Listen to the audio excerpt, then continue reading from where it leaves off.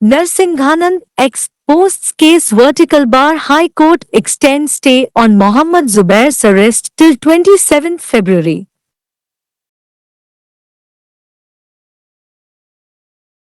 Today, the Allahabad High Court once again extended the stay on the arrest of Alt News co-founder Mohammad Zubair until 27 February in connection with an FIR against him over alleged X post, formerly Twitter, on Yati Narsinghanan's derogatory speech.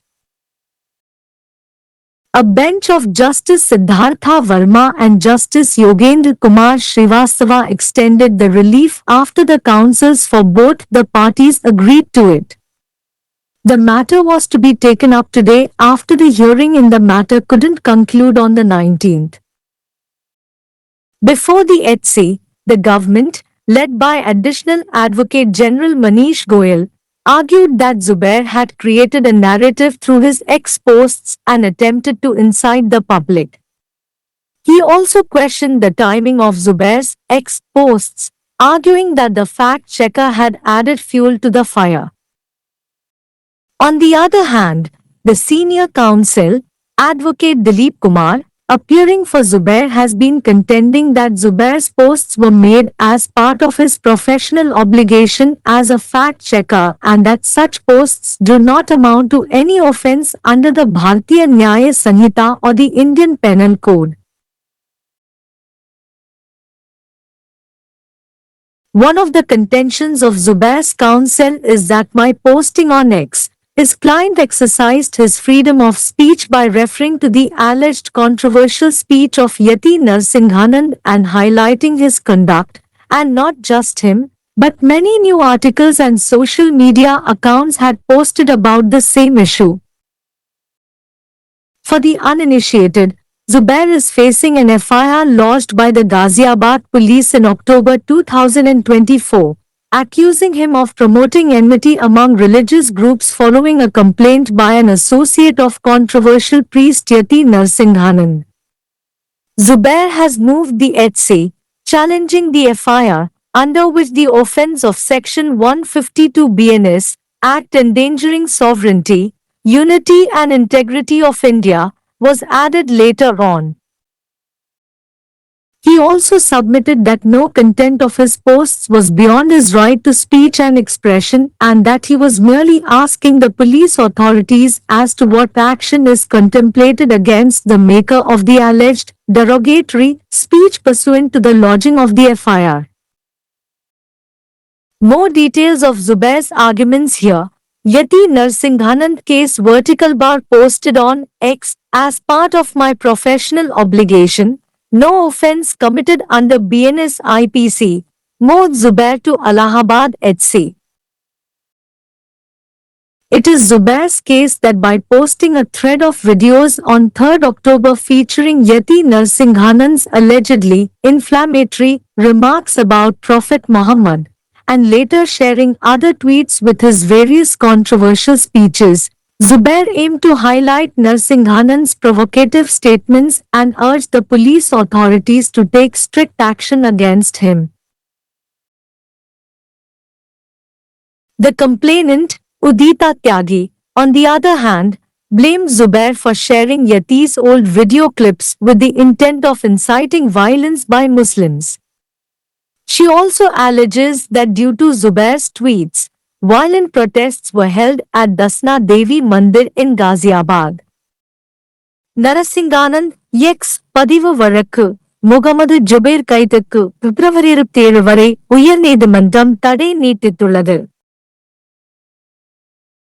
யதி நரசிங்கானந்தின் இழிவான பேச்சு குறித்த X பதிவு முன்னர் Twitter தொடர்பாக அவருக்கு எதிராக பதிவு செய்யப்பட்ட எஃப்ஐஆர் தொடர்பாக ஆல் நியூஸ் இணை நிறுவனர் முகமது ஜுபைரை கைது செய்வதற்கான தடையை இன்று அலகாபாத் உயர்நீதிமன்றம் மீண்டும் பிப்ரவரி 27 வரை நீட்டித்துள்ளது. இரு தரப்பினரின் வழக்கறிஞர்களும் ஒப்புக்கொண்டதை அடுத்து நீதிபதி சித்தார்த்த வர்மா மற்றும் நீதிபதி யோகேந்திர குமார் ஸ்ரீவஸ்தவா ஆகியோர் அடங்கிய அமர்வு நிவாரணத்தை நீட்டித்தது. இந்த வழக்கு விசாரணை 19ஆம் தேதி முடிவடையாததால் இந்த வழக்கு இன்று விசாரணைக்கு எடுத்துக் கொள்ளப்பட இருந்தது. உயர்நீதிமன்றத்தில் கூடுதல் அட்வொகேட் ஜெனரல் மணீஷ் கோயல் தலைமையிலான அரசாங்கம் ஜுபேர் தனது எக்ஸ் பதிவுகள் மூலம் ஒரு கதையை உருவாக்கி பொதுமக்களை தூண்ட முயற்சித்ததாக வாதிட்டது. ஜுபேரின் எக்ஸ் பதிவுகளின் நேரத்தையும் அவர் கேள்வி எழுப்பினார். உண்மை சரிபார்ப்பு அதிகாரி தீயில் எண்ணெய் ஊற்றியதாக வாதிட்டார். மறுபுறம் ஜுபேரின் சார்பாக ஆஜரான மூத்த வழக்கறிஞர் திலீப் குமார், ஜுபேரின் பதிவுகள் உண்மை சரிபார்ப்பாளராக அவரது தொழில்முறை கடமையின் ஒரு பகுதியாக செய்யப்பட்டதாகவும், அத்தகைய பதிவுகள் பாரதிய நியாய சன்ஹிதா அல்லது இந்திய தண்டனை சட்டத்தின் கீழ் எந்த குற்றமாகவும் கருதப்படாது என்றும் வாதிடுகிறார்.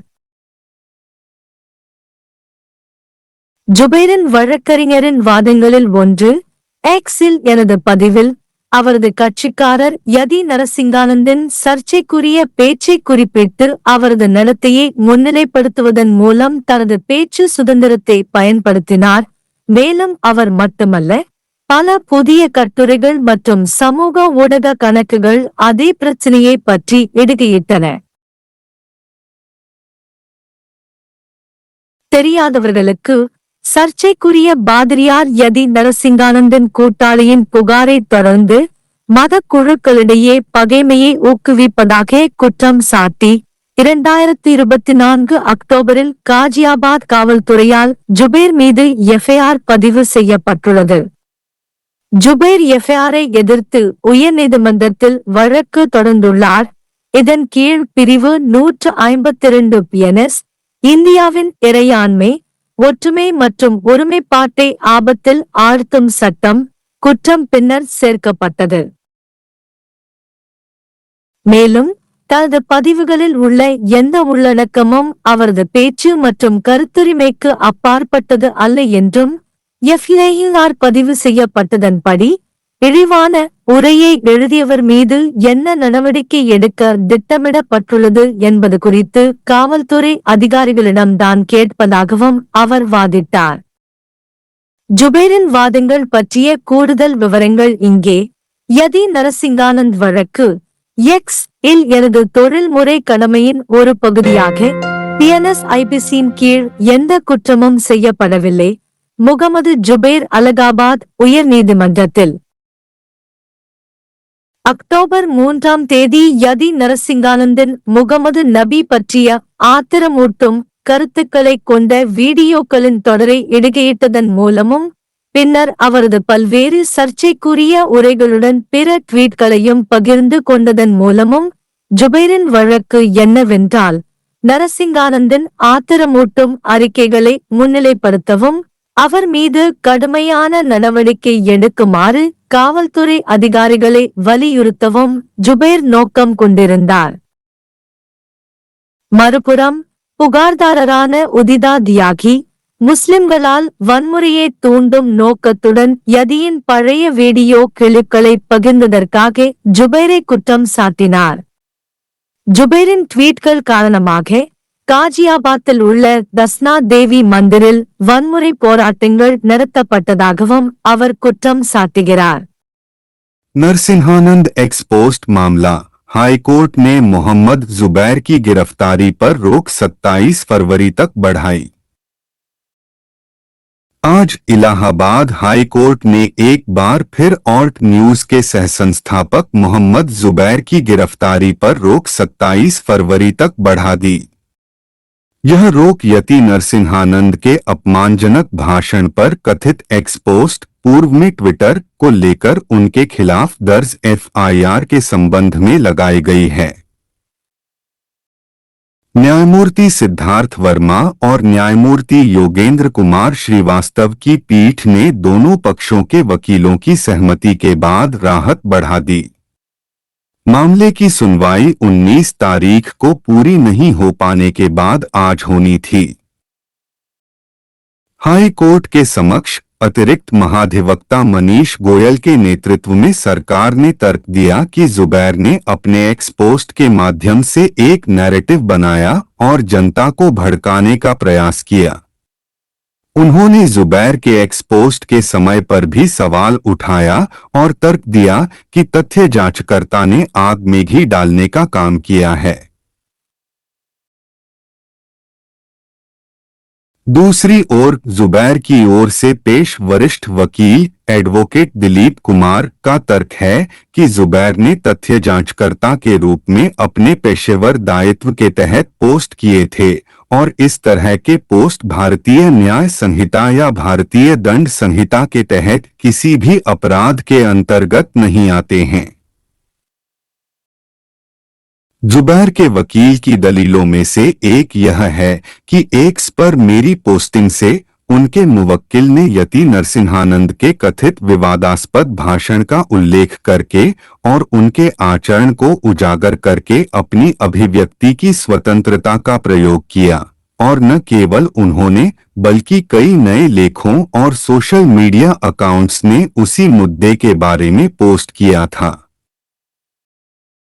अनजान लोगों के लिए जुबैर पर अक्टूबर 2024 में गाजियाबाद पुलिस द्वारा एक एफआईआर दर्ज की गई है, जिसमें विवादास्पद पुजारी यति नरसिंहानंद के एक सहयोगी की शिकायत के बाद उन पर धार्मिक समूहों के बीच दुश्मनी को बढ़ावा देने का आरोप लगाया गया है। जुबैर ने एफआईआर को चुनौती देते हुए हाई कोर्ट का रुख किया है, जिसके तहत बाद में धारा 152 बीएनएस भारत की संप्रभुता, एकता और अखंडता को खतरे में डालने वाला कृत्य का अपराध जोड़ा गया। उन्होंने यह भी कहा कि उनके पोस्ट की कोई भी सामग्री उनके बोलने और अभिव्यक्ति के अधिकार से परे नहीं है और वह केवल पुलिस अधिकारियों से पूछ रहे थे कि एफआईआर दर्ज करने के बाद कथित अपमानजनक भाषण देने वाले के खिलाफ क्या कार्रवाई की जानी चाहिए। जुबैर की दलीलों के बारे में अधिक जानकारी यहाँ पढ़े। यति नरसिंहानंद मामला एक्स पर पोस्ट किया गया। मेरे पेशेवर दायित्व के तहत बीएनएस-आईपीसी के तहत कोई अपराध नहीं किया गया, मोहम्मद जुबैर ने इलाहाबाद एचसी को बताया। जुबैर का मामला यह है कि 3 अक्टूबर को पैगंबर मोहम्मद के बारे में यति नरसिंहानंद की कथित भड़काऊ टिप्पणियों वाले वीडियो की एक श्रृंखला पोस्ट करके और बाद में उनके विभिन्न विवादास्पद भाषणों के साथ अन्य ट्वीट साझा करके जुबैर ने नरसिंहानंद के भड़काऊ बयानों को उजागर करने और पुलिस अधिकारियों से उनके खिलाफ सख्त कार्रवाई करने का आग्रह किया। दूसरी ओर शिकायतकर्ता उदिता त्यागी ने मुसलमानों द्वारा हिंसा भड़काने के इरादे से यति के पुराने वीडियो क्लिप साझा करने के लिए जुबैर को दोषी ठहराया। उन्होंने यह भी आरोप लगाया कि जुबैर के ट्वीट के कारण गाजियाबाद के डासना देवी मंदिर में हिंसक विरोध प्रदर्शन हुए।